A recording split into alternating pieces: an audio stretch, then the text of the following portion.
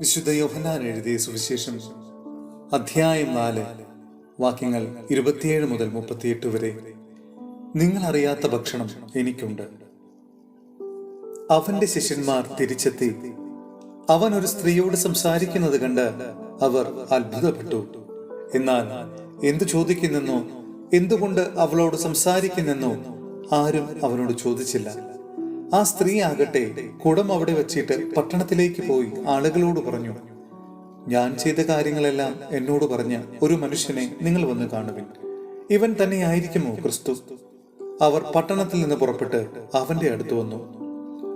തത്സമയം ശിഷ്യന്മാർ അവനോട് അപേക്ഷിച്ചു, റബ്ബി, ഭക്ഷണം കഴിച്ചാലും.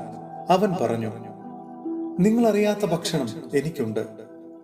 ആരെങ്കിലും ഇവന് ഭക്ഷണം കൊണ്ടുവന്ന് കൊടുത്തിരിക്കുമോ എന്ന് ശിഷ്യന്മാർ പരസ്പരം പറഞ്ഞു. യേശു പറഞ്ഞു, എന്നെ അയച്ചവന്റെ ഇഷ്ടം പ്രവർത്തിക്കുകയും അവന്റെ ജോലി പൂർത്തിയാക്കുകയുമാണ് എന്റെ ഭക്ഷണം. 4 മാസം കൂടി കഴിഞ്ഞാൽ വിളവെടുപ്പായി എന്ന് നിങ്ങൾ പറയുന്നില്ലേ? എന്നാൽ ഞാൻ പറയുന്നു, നിങ്ങൾ കണ്ണുകൾ ഉയർത്തി വയലുകളിലേക്ക് നോക്കുവിൻ. അവ ഇപ്പോൾ തന്നെ വിളഞ്ഞ് കൊയ്ത്തിന് പാകമായിരിക്കുന്നു.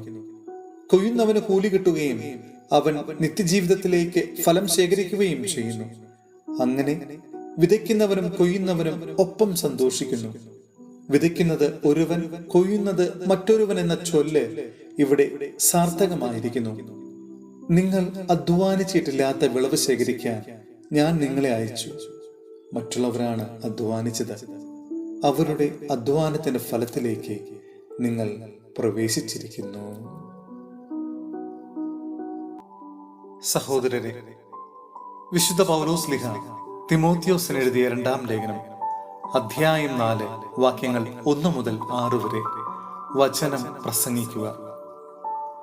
ദൈവത്തിന് മുൻപാകെയും ജീവിക്കുന്നവരെയും മരിച്ചവരെയും വിധിക്കാനിരിക്കുന്ന ഈശോമിശിഹായുടെ മുമ്പാകെയും അവന്റെ പ്രത്യക്ഷീകരണത്തിന്റെയും രാജ്യത്തിന്റെയും പേരിൽ ഞാൻ നിന്നെ ഇപ്രകാരം ചുമതലപ്പെടുത്തുന്നു. വചനം പ്രഘോഷിക്കുക. നല്ല സമയത്തും അല്ലാത്ത സമയത്തും ഒരുങ്ങിയിരിക്കുക. മറ്റുള്ളവരെ ബോധ്യപ്പെടുത്തുക.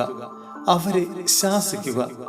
ദീർഘക്ഷമയിലും പ്രബോധനത്തിലും പ്രോത്സാഹിപ്പിക്കുക. ജനങ്ങൾ ഉത്തമമായ പ്രബോധനത്തിൽ സഹിഷ്ണുത കാണിക്കാത്ത കാലം വരുന്നു. അവർ തങ്ങളുടെ മോഹങ്ങൾക്കനുസരിച്ച് കാതിന് ഇമ്പമുണ്ടാക്കുന്ന പ്രബോധകരെ വിളിച്ചുകൂട്ടും. അവർ സത്യത്തിന് ചെവി കൊടുക്കാതെ കെട്ടുകഥകളിലേക്ക് ശ്രദ്ധ തിരിക്കും. നീ ആകട്ടെ എല്ലാ കാര്യങ്ങളിലും സമചിത്തത പാലിക്കുക. കഷ്ടതകൾ സഹിക്കുകയും സുവിശേഷകന്റെ ജോലി ചെയ്യുകയും നിന്റെ ശുശ്രൂഷ നിർവഹിക്കുകയും ചെയ്യുക. ഞാൻ ബലിയായി അർപ്പിക്കപ്പെട്ടുകൊണ്ടിരിക്കുന്നു. എന്റെ വേർപാടിന്റെ സമയം സമാഗതമായി.